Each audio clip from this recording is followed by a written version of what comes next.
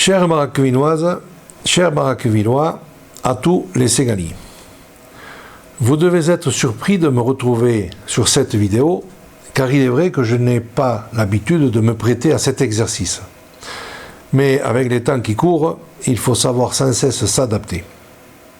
Nous sommes tous convaincus qu'il n'est pas raisonnable, cette année, de vous réunir pour vous présenter mes vœux, et pourtant, chaque mois de janvier, j'ai à cœur de m'adresser à vous. C'est pourquoi, en ce tout début de 2021, j'ai tenu à perpétuer la tradition, même par écran interposé. Depuis que vous m'avez élu pour redevenir maire de Baraqueville, nous n'avons pas pu nous croiser à de nombreuses reprises, ce que je regrette énormément, car ce que je souhaite au cours de ce nouveau mandat, c'est privilégier les échanges, la concertation et la proximité avec tous les administrés que vous êtes. La convivialité que l'on trouve dans ces moments de rencontre me manque terriblement. Mais préservons notre santé, c'est le plus important pour l'instant.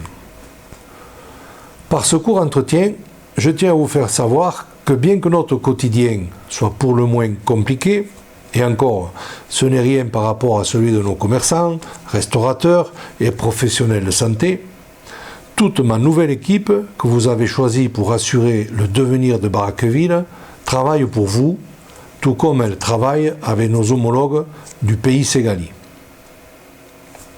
Vous vous êtes sûrement aperçu que nous travaillons en assistant au quotidien à l'avancement de la dernière phase de construction du bâtiment qui abritera le siège de la communauté de communes, la médiathèque et le centre de loisirs. J'espère que nous pourrons l'inaugurer cette fois en trinquant d'ici l'été prochain.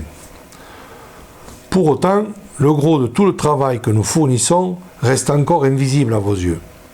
La salle d'animation, que nous appelons désormais Centre économique et socio-culturel, nous occupe énormément, à la fois pour que ce nouvel équipement soit au plus proche des besoins du territoire, et aussi pour finaliser les cahiers des charges de chacune des parties techniques. Son permis de construire sera déposé dans les prochains jours.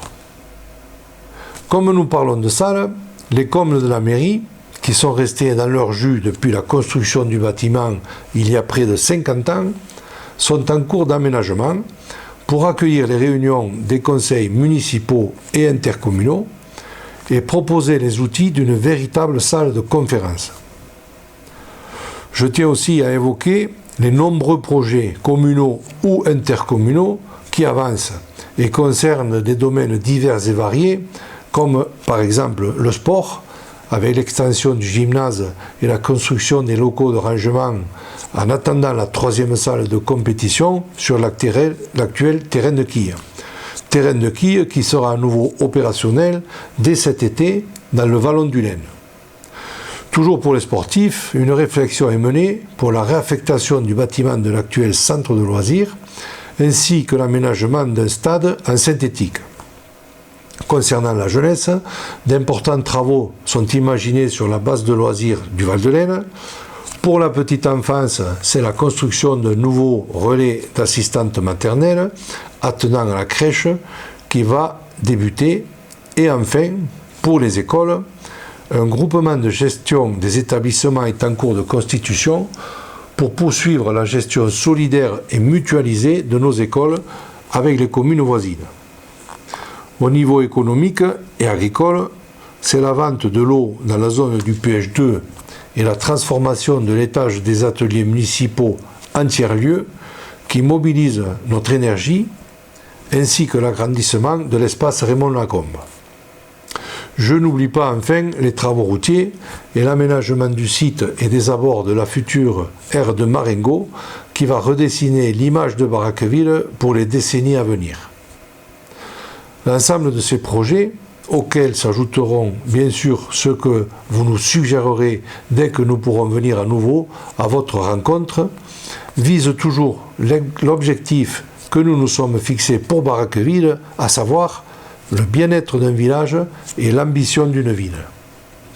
Les contrats que nous avons signés avec les partenaires institutionnels que sont la région avec l'opération Bourg-Centre, le département avec Agir pour nos territoires, le label Village Étape et le tout dernier programme d'action très ambitieux que nous allons prochainement signer avec le ministère de la Cohésion des territoires et des relations avec les collectivités locales appelé Petites Villes de demain, nous permettent d'envisager sereinement de très fortes aides financières dans les années à venir.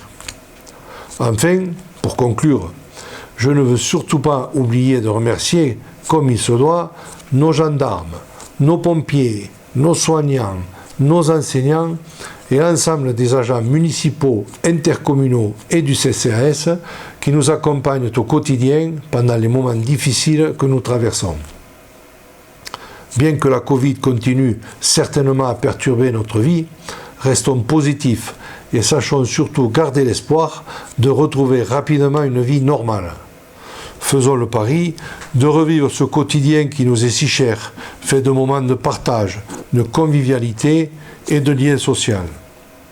Je formule le vœu que nous puissions connaître ensemble une nouvelle année, symbole de reconquête, pour partager les moments de joie, de bonheur, de solidarité en pleine santé. Au nom de tous mes collègues élus, je tiens très sincèrement à vous souhaiter à toutes et à tous une excellente année 2021 et n'oubliez pas de prendre soin de vous, de nos anciens ainsi que de vos proches. Je vous remercie.